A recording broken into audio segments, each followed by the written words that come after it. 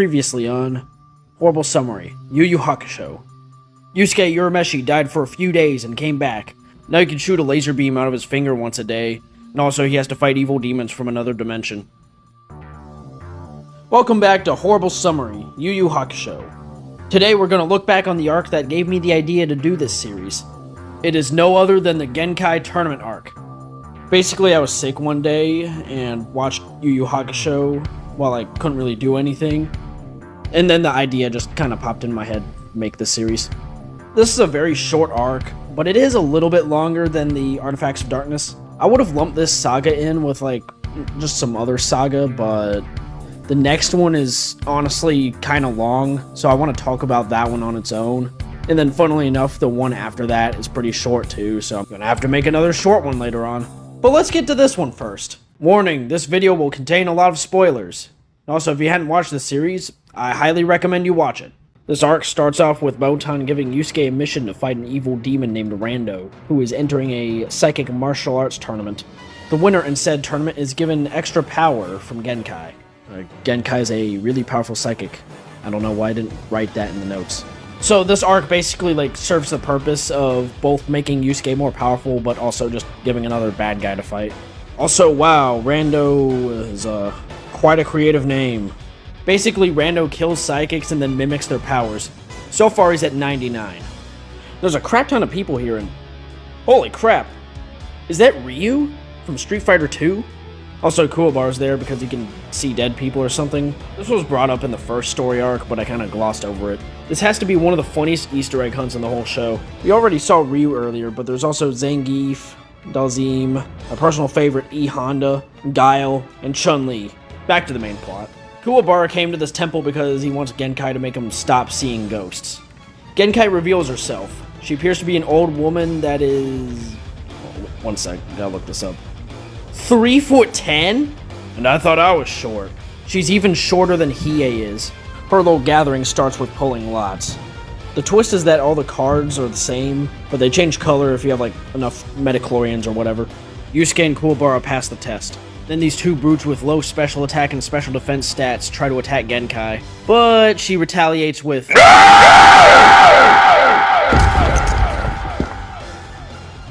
After that, they go on a training montage that involves arcades and forests.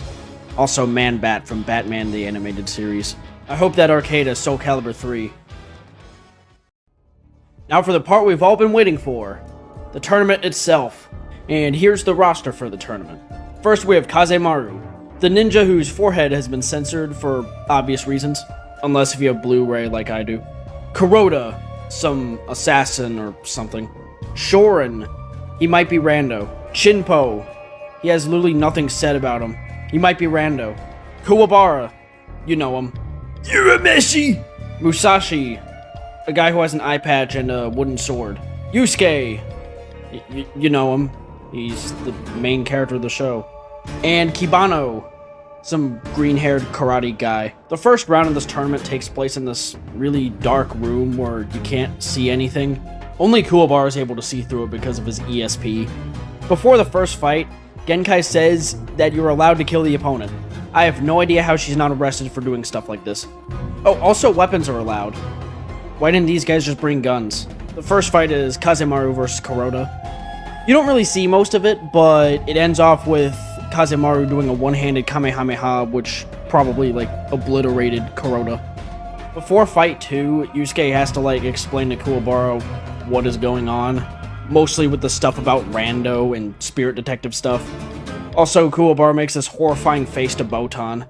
Genkai obviously tells all these guys to just get back in the friggin' shed.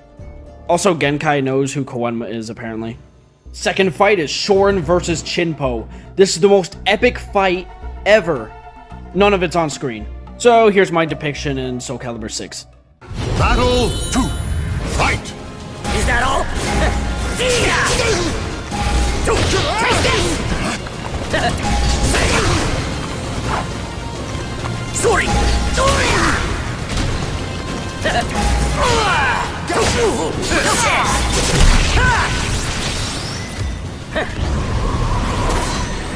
I'm on! You're dead! Shatter! Hope you enjoyed that. Also, Koenma, viewing this from Spirit World, notices that Shorin was acting a little too modest. Mostly because he has really good stats, but was, like, I guess pretending to be hurt. You should be able to piece this puzzle together. Next fight is Kuwabara versus Musashi. The fight basically has Kuwabara start with an advantage, where he's able to see Musashi, but Musashi uses one of the worst superpowers ever. Energy Mask. I can't really think of that many characters that have this power, besides, like, Ren from Ruby, and also every single character from Dragon Ball Z. It's just such a situational power where it's, like, barely ever useful.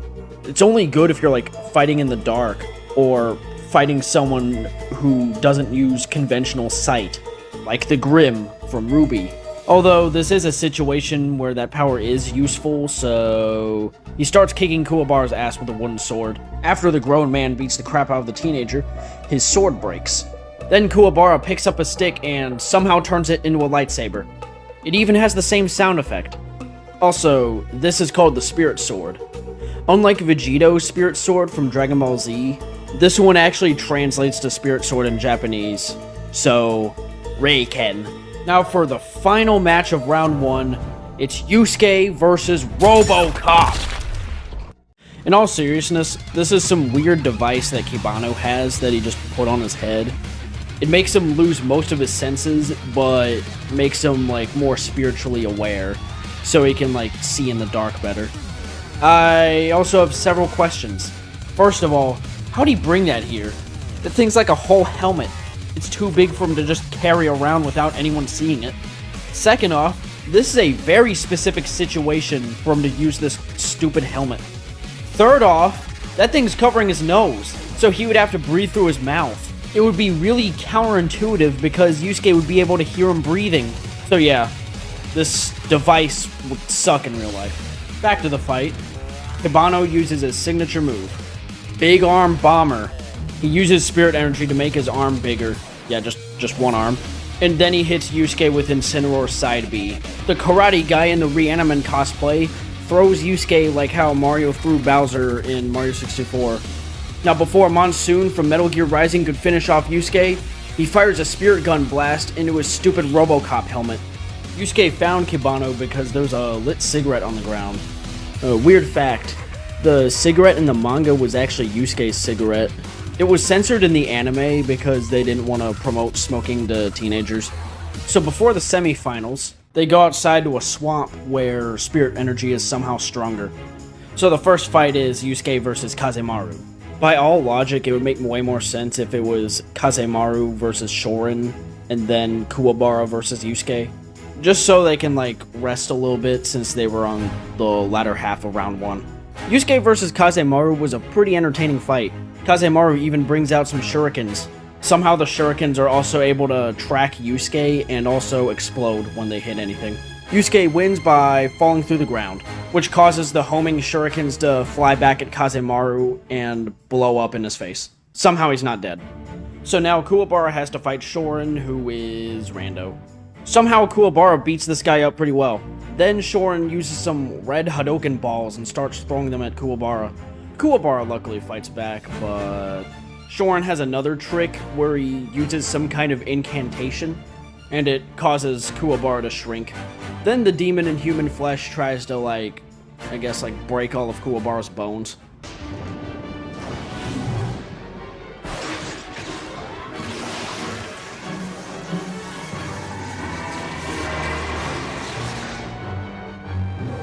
Yes, indeed. You break very nicely. Okay, fight's over. So then Yusuke fights Rando. Oh, dang it. I mean Shorin. Yusuke wails on him, but then Shorin uses, like, some kind of air buzzsaws. Guess he's going for that 30% flinch chance. After Yusuke fights back a little bit, Rando reveals himself. Next episode is Yusuke versus Rando. 99 attacks.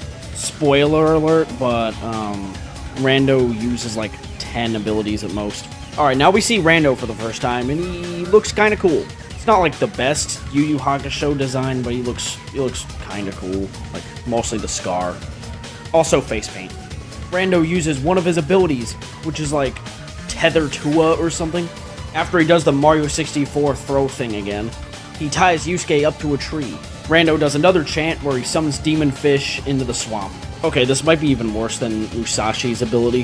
He has to do a whole incantation just to summon some fish. Hope he has water in front of him. The only person I could think of that would actually like to use this power is Grouper Games. All that's missing is a vat of acid. Also, shout out to Grouper Games, he makes really good videos. Back to Yusuke's current situation. Rando copies Yusuke's spirit gun and shoots a tree with it. I find it funny how Rando's acting like it's really impressive, but honestly it's not, because he's literally just pointing his finger and shooting an energy blast. It's a fairly straightforward move. But hey, his spirit gun's also more powerful. Spoiler, but Genkai also has the spirit gun, and so does the second spirit detective, but his is a little different. Anyways, Rando blasts Yusuke into the piranhas. Kuwabara astral projects to Yusuke and insults him just to motivate him to get out of the stupid fish swamp via super explosive wave. Then Rando and Yusuke do that thing where, you know, Vegeta says, "Galick Gun," and then Goku says, "Kamehameha," and then they do that.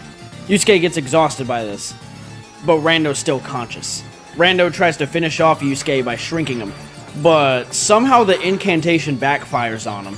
Luigi wins by doing nothing fight. Okay, so the reason why this happened is gonna sound really stupid. Yusuke beat him because his ears were clogged by the algae, and somehow incantations don't work if your target can't hear them. Anyways, this fight was pretty good. It was honestly a lot better than I remember. Okay, to end off each video, I'm gonna now add this little segment called Best and Worst Fights. The best fight in Yusuke's Ordeal Saga is... there isn't really anything to work with. I'm also gonna skip the worst one for this. The best fight in Artifacts of Darkness is obviously Yusuke vs. Hiei. This was a really good fight. The worst fight in that arc is probably Yusuke vs. Goki, just because it's not very memorable for some reason, despite the fact that this is the first supernatural threat that Yusuke had to physically fight. Alright, the best fight in the Genkai tournament arc is definitely Yusuke vs. Rando. The ending was kind of an ass pull, but whatever. The worst fight in this arc is Shorin vs. Chimpo, because we literally don't see it. I hope you enjoyed this episode of Horrible Summary Yu Yu Hakusho. I'm almost at 100 subs, and I'd really appreciate if you guys help me get over this hurdle. More Demigod War and Horrible Summary in the future. Thanks for watching.